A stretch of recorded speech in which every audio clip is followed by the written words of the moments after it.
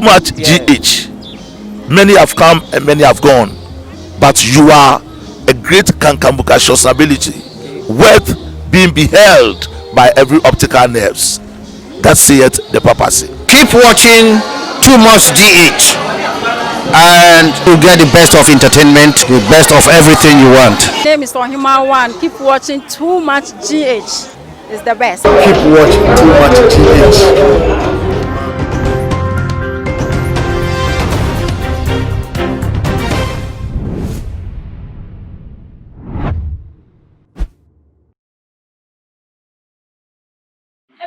For me, my Obibia, Aquaba, the Too Much GH, and then so Mercy, Carl, and I think it's only ever so acquire election yen, lying to you, and I saw for Bebre, the woman, I drink channel revelations, so many prophecies I could see.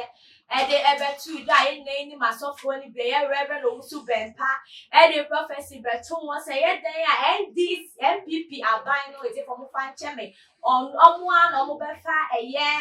Election ye seat, a presidential seat, you know. Now I know enquire in China, and you know one who prophesy for a year MPP, a year Elisha, Salifu, Amwa Conson, so one also yourself forward, dim one also then I know better say a year MPP, a bina and a befa, a year presidential seat, you know.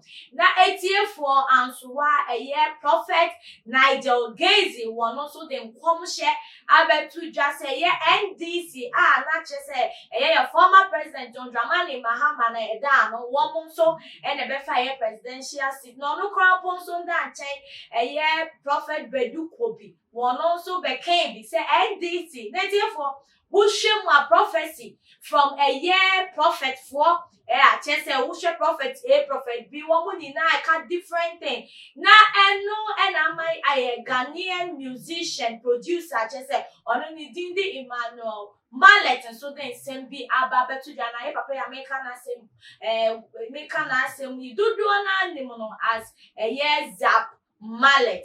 Now name someone what they bet to just say there be a year prophet for an assault from Ghana they say there one two one Esan say one only young coupon with Nimuno yes Sakasaka young coupon or a young coupon or Casapreku waka. Now one tea say a year prophet Rebano Abekasa ma party a year prophet Rebano Abekasa ma party B. I say one more contradicting woman almost some more work and insist so because only say your original God in our only money dear one can't right and some can left. Now was to say a woman one or minimum yamia one more day air casanity for young Comusenia will see air cannon some ACFI.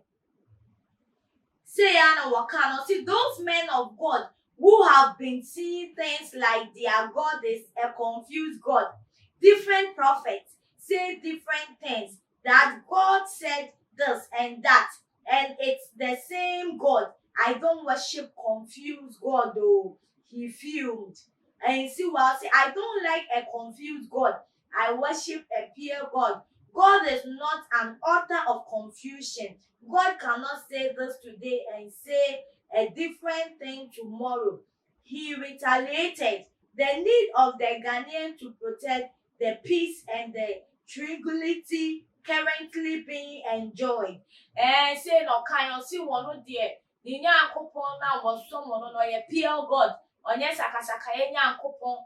On yeah, Basapasa young couple. One cousin my neck.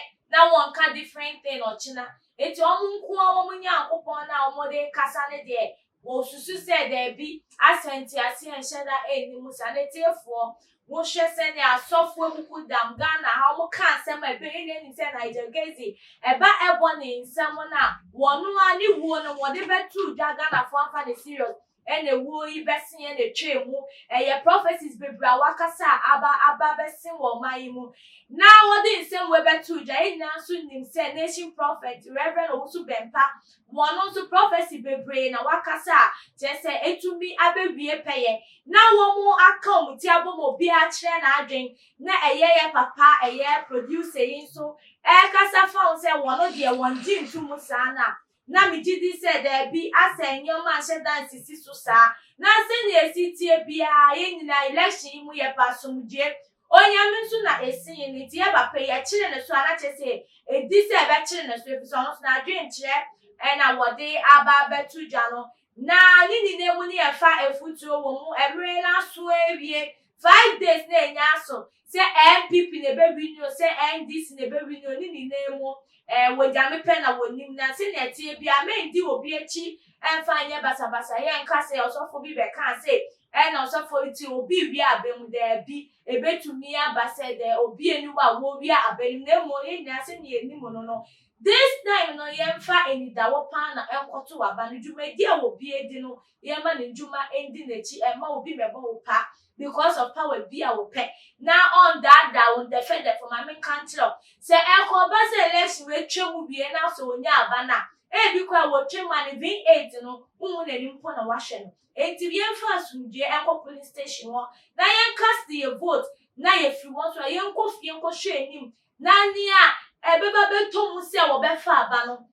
Yen fan is I free say yen to me yashin and fan wo di onyame pe na wo to me etu obi say wo ye wo he ana wo ye president yen fa say ni die no e ma nyame ni ehunyi akra attitude ni say interceding by bo bia ye de beta ye chiri say rade e ma ne pe enya wo no ma na sunje entina wo man Ghana no no e na esi etu ana mo na tefo wo hwe say ne nsam e kwa wa dwenkyere wo ho eni say wa dwenkyere bia wo no we ja to comment section one at the amaya for one subscribe and so bon more than to sound among send every if you dear kasi di me dear be a better mu ye won nyoma ne ye bebre nduma pa bebre e de ma ye du to mu na e don ne boy ana nso nsa etumi akabi no wetumi akire wade na we like share promote channel we e de ma na before me de ma no e be sikwa e wojume ko mo so ya se mama Juliet Ventures oba person kitchen we ye nika na we rawa within few minutes na we pay if you what there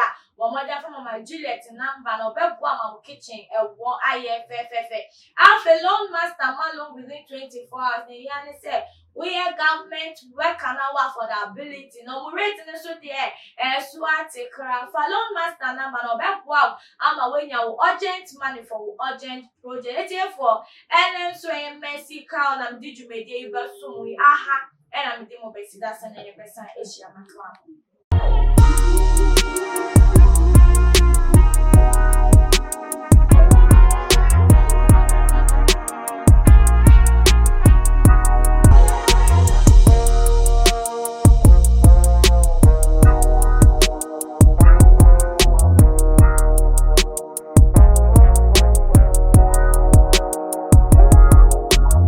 Too much GH.